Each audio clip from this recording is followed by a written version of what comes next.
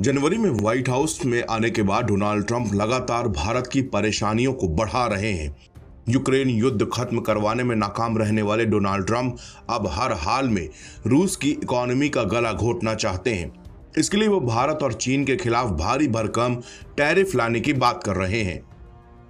Donald Trump के बाद NATO के चीफ मार्क रूटे ने भी कहा था कि अगर ब्राजील, चीन और भारत जैसे देश रूस के साथ व्यापार जारी रखते हैं तो उन पर सेकेंडरी सेक्शन बहुत भारी पड़ सकते हैं। भारत ने भी इसको लेकर अपनी कड़ी प्रतिक्रिया दी है। केंद्रीय मंत्री हरदीप सिंह पुरी ने कहा कि भारत अपने तेल और गैस जरूरतों के लिए किसी एक देश पर निर्भर न होकर कई देशों से आयात करता है। हरदीप सिंह पुरी ने गुरुवार को दिए एक इंटरव्यू में कहा कि रूस से भारत जितना तेल और गैस एक क्वार्टर में खरीदता है, यूरोप के देश उससे कहीं ज्यादा आधे दिन में खरीद लेते हैं। दरअसल भारत ने अपनी नीतियों में बड़ा बदलाव करते हुए कई देशों से तेल और गैस खरीदना शुरू किया था। इसका सबसे बड़ा फायदा कई देशों से व्यापारिक संबंधों के अलावा विपरीत परिस्थितियों में भी भारत की आपूर्ति जारी रखने में होता है।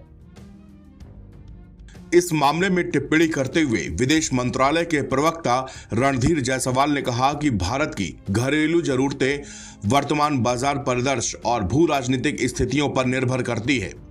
उन्होंने पश्चिमी देशों को दोहरा मापदंड अपनाने के खिलाफ चेतावनी भी दी है।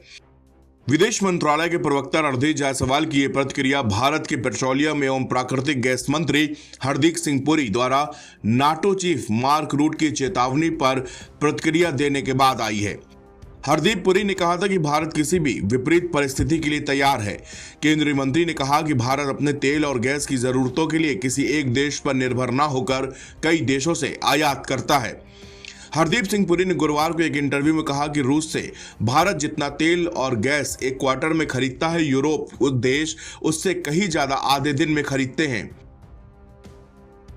इससे पहले ट्रंप ने धमकी भरे लहजे में कहा था कि यदि रूस अगले 50 दिनों में यूक्रेन में युद्ध खत्म करने के लिए राजी नहीं होता तो अमेरिका उन देशों पर 100% का टैरिफ लगाएगा जो रूस से तेल, गैस, हथियार या कृषि उत्पाद खरीदते हैं। इसे सेकेंडरी टैरिफ का नाम दिया गया है, यानी कि यह टैरिफ सीधे रूस को नहीं बल्कि रूस के व्यापारिक साझेदारों को चोट पहुंचाने की अमेरिका की रणनीति है। यूक्रेन युद्ध होने के बाद से भारत लगातार भारी मात्रा में रूस से तेल खरीदता आ रहा है। पश्चिमी देश भारत के रूस से तेल खरीदने की आलोचना करते रहे हैं, लेकिन भारत आयात बढ़ाता रहा है। लेकिन ट्रंप प्रशासन के नए तेवर से भारत की ऊर्जा सुरक्षा और अमेरिकी व्यापार संबंध दोनों संकट में आ सकते हैं। सिर्फ भारत ही नहीं बल्कि ट्रंप प्रशासन के इस फैसले से चीन, वियतनाम, तुर्की, ब्राजील और संयुक्त अरब अमीरात भी प्रभावित होंगे, जो रूस से अलग अलग सेक्टर में भारी भरकम कारोबार करते हैं।